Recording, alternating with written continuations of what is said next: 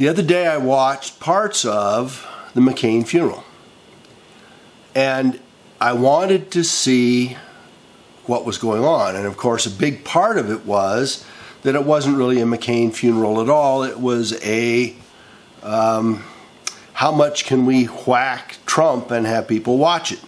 How much can we build McCain up and treat him like a hero when, of course, in 2008 he was a nutcase that was running against that brilliant guy, the MK Ultra candidate Obama. And in either case, would we have been better off with McCain? I mean, which one would you pick, right? Knowing what you know now, the MK Ultra candidate that did absolutely nothing for us, but sold us down the river on our internet and on exchanges and on China and on Iran, and broadened the war and got us into Libya and Syria and funded ISIS and did the gun running stuff out of Mexico and helped the, MS-13 bunch, and did nothing to contain Hillary in adding $1 billion or so to her foundation, have the secret emails and undercover stuff, the servers and the rest of that? Or would it have been jockstrap Mccain, who was working with Soros, as was Obama, and both of them have been funded by Soros on the smart stuff, and dealing with Ukrainians, playing in the back games, messing around with Oleg Deripaska and the rest of that, and also filtering back and forth. It was Tweedledee, Tweedledum, and you can't even get that far. It was Tweedledee and Tweedledee Part 2 to go to it. So here they are, Hillary and Obama and Bill and, of course, little shrubby Bush, that I don't like any better than any of the rest of them, and his wife, who might actually be the only normal one in the bunch, and, of course, Michelle. And they're all sitting alongside of each other. And I listened to a bunch of the stuff, and of course I couldn't listen to whatever young McCain woman is talking about, because if you watched her body language, she shook her head like this about 96 times, and even with the stuff off, you could tell she was mad about something, and that she was basically tromping on something, and so I didn't bother listening. But I did listen to Little Shrubby, and he was as good as Shrubby ever gets. And Obama is his witty self, who has a good comedy writer for him.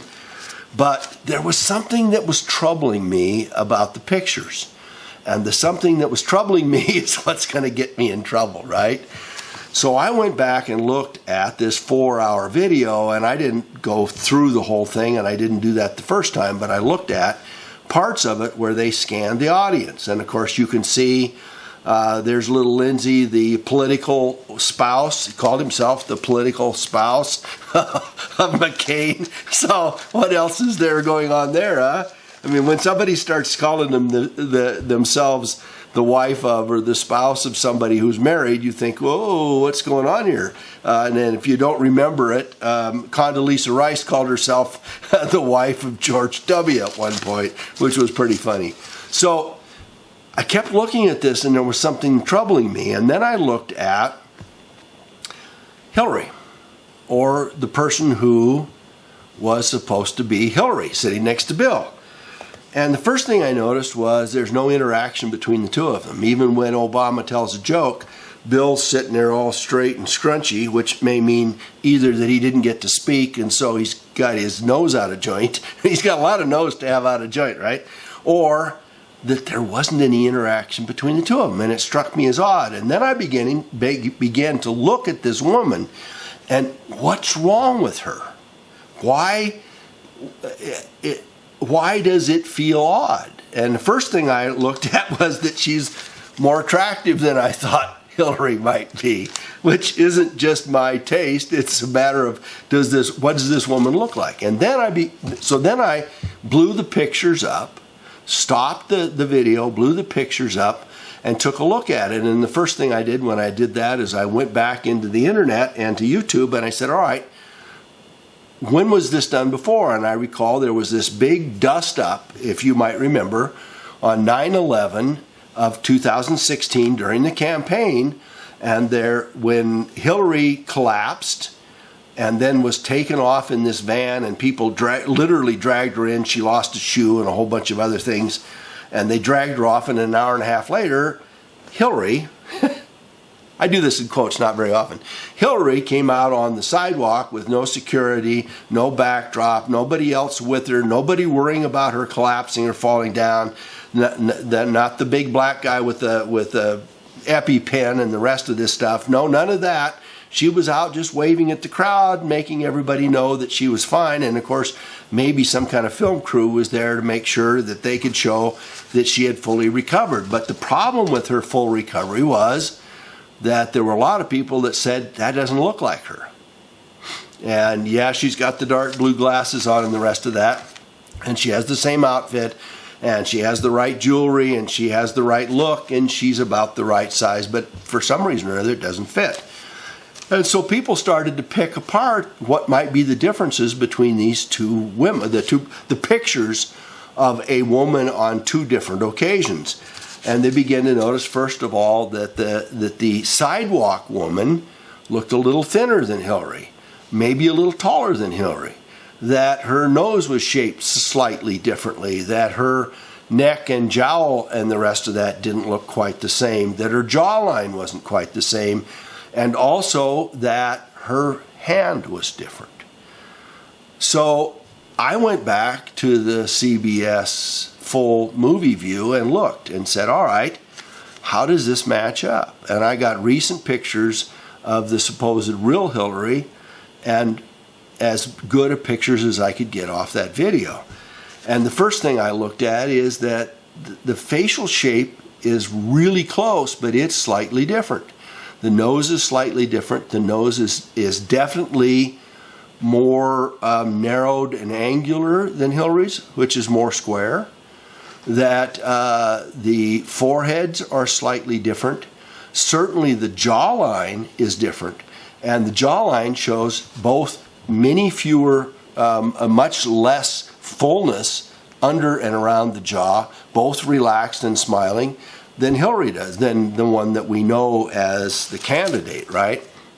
The turkey neck stuff was almost non-existent, as opposed to Hillary, who has almost a full double chin now. But there was more than that, and it expanded to see there are slight differences on the lip. And on the right side of Hillary's lip, there is a little bump up here, and it's not present on this other woman. And then I noticed, that the two of them are not interacting at all. And finally, I looked and they panned across there, and they looked at this Hillary person smiling. And I don't know whether you've noticed this or not, but the real Hillary, when she smiles, she has these little chubby cheeks that come up here. And not only does she have these chubby cheeks, she has a half moon that comes up like this, right up under them. And the wrinkles all match the half moon, and they come up around it.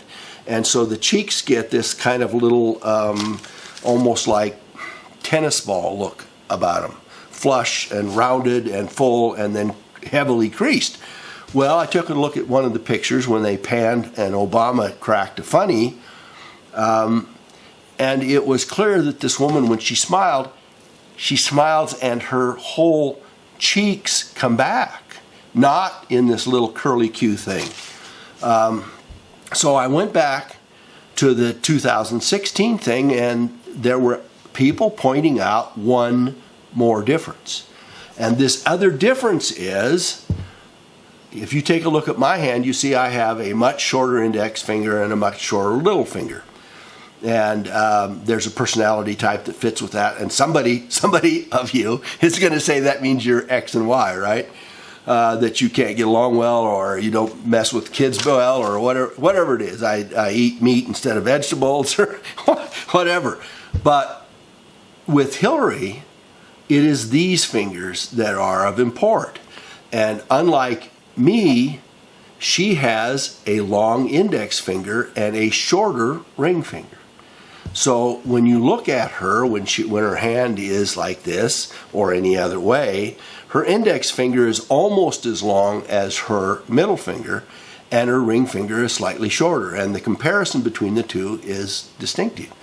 So I went back through it, and it's not a perfect picture, but the final piece of this is that she's sitting with her hands folded like this, and here is, even folded like this, this index finger is clearly shorter than the ring finger. And I looked at several squares, and that's one of the things that was pointed out in 2016, that the hands are different. So whether they had to do anything to modify this body double's face, they obviously didn't do anything to modify the body double's fingers. And am I saying absolutely positively that the person that was with Bill at the Mccain funeral is not Hillary? No, and I can't say that, but I'm fairly certain myself, and I'm going to include in this video it's going to take me some time, but I'm going to put in the pictures that show the differences between the two and how those differences show up, and let you judge for yourself. So what does this all mean, right? Maybe it means nothing. Maybe she has a double. Adolf Hitler supposedly had a double. Well, that may have meant that he ended up in Argentina and some other guy got burned in that bunker, right? May or may not.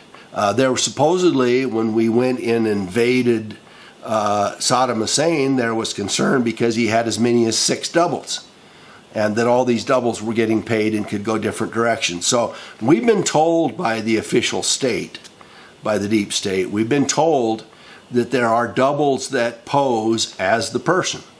And there are people that believe that Obama's been traded out and the rest of that. I don't put any credence in that, and I don't know why I would. But with Hillary, it's a different deal. And it is because we know, any of us that have followed, any of us that were present in the 2016 election, followed it, knew that she had at times what looked to be seizures, that she had a guy following her, that she had the EpiPen punched against her several times, that she had this huge black guy that was a paramedic or something else that served as one of her bodyguards, and she had blackouts. She had times when she had total space out where he had to whisper to her to tell her what to say, and we know that that's the case. She had times when she had these facial tics, like she had Tourette's syndrome, where she'd go, and places where she looked and smiled. We know that some of the people talked about the fact that flashing lights or that balloons or something like that might distract her. And of course, we have her collapse on 9/11, which was allegedly, she just dehydrated a little bit. Well, no, I'm sorry. You don't get dehydrated and get dragged by 3 or 4 people into a van. So some of us have had questions about her health all along, and nobody's going to come out and say, well, here's what's wrong with her. Here are all the things. There are also these glasses that have the lines on them that are really weird, that supposedly track some kind of a mental problem. And there are even dark folks that say it's worse, that some of what she might be consuming might be causing long-term problems for her, and I'm not going to get into that. So what does it mean if I'm right? First of all, that Hillary has a double. It seems to me that it may well mean that. Number 2, she wasn't at the funeral. That's the second thing. And obviously, if she wasn't at the funeral, that is, the real Hillary would the real Hillary please stand up, right? This is what's my line. The second one is that if she was not there, why wasn't she there? And then the question comes down to, is there some kind of reason why she might not be there? Is she simply doing something else, and she just needed the double to fill in somebody to smile and walk along with Bill and make it look like the family was all united behind Mccain? Who knows? But it's also possible that she was not doing well, that she might have had some kind of a seizure or response or a collapse, or that she wasn't physically able to be there. That's a logical conclusion. If I had a double, there are times I would send him off to do stuff for me, right? And nobody would know the difference. And the third possibility is, and of course this is the whole Q business, and this goes to Tony Podesta, that apparently nobody has seen for some time. Where are they? If they're not here, where are they? And is this part of the takedown? And I don't want to get too deep in the weeds about it, because obviously it makes it sound like, obviously I'm sold out on the whole Q business and she's actually at Gitmo, or she and Mccain are in orange suits and they're in adjacent tents at Gitmo or something like that. I'm not saying that, but having this person there raises all kinds of questions, and it also tells me that either she is having serious problems or other people are engaged with her in ways that may not be to her liking. Those are all possibilities. So here's what I'm going to do. I'm going to interject pictures showing different parts of these processes, and you will see, and you can just stop and take a look at them as you go through. I'm going to show you pictures of the side of Hillary in a recent picture, and the pictures of the side of this woman in that funeral picture. I'm going to show you the 2016 things in the hand. I'm going to show you what I see as the jawline and the rest of that. So there may be several pictures running through this process, and you're welcome to take a look at them in it.